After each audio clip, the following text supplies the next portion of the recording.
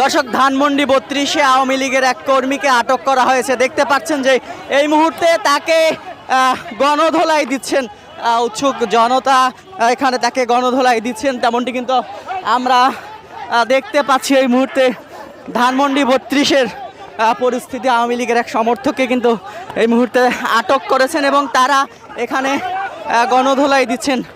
এই আইন শৃঙ্খলা রক্ষাকারী বাহিনীর সদস্যরা তাকে এখান থেকে নিয়ে যাওয়ার চেষ্টা করছেন, তবে অনেকে ধরে এখানে গণধোলাই দিচ্ছেন তাকে, তেমনটি কিন্তু আমরা দেখতে পাচ্ছি। এবং দেখতে পাচ্ছেন যে এই মুহূর্তে ধানমন্ডি 32-এর চিত্রটি কিন্তু আমরা দেখাচ্ছিলাম এই মুহূর্তে কিন্তু দেখাচ্ছিলাম আপনাদেরকে। দেখতে পাচ্ছেন যে এই মুহূর্তে ধানমন্ডি 32-এ উত্তেজনা কিন্তু বিরাজ করছে। মূলত আজকে নিষিদ্ধ ঘোষিত সংগঠন, রাজনৈতিক কার্যক্রমে নিষিদ্ধ ঘোষিত সংগঠন আওয়ামী লীগের লকডাউন চলছে, সে লকডাউনে একজনকে এখানে আটক করেছেন। ধানমন্ডি 32-এ একজনকে আটক করা হয়েছে এই মুহূর্তে, তেমনটি কিন্তু আমরা দেখতে পাচ্ছি এবং দেখতে পাচ্ছেন এখানে তাকে কিন্তু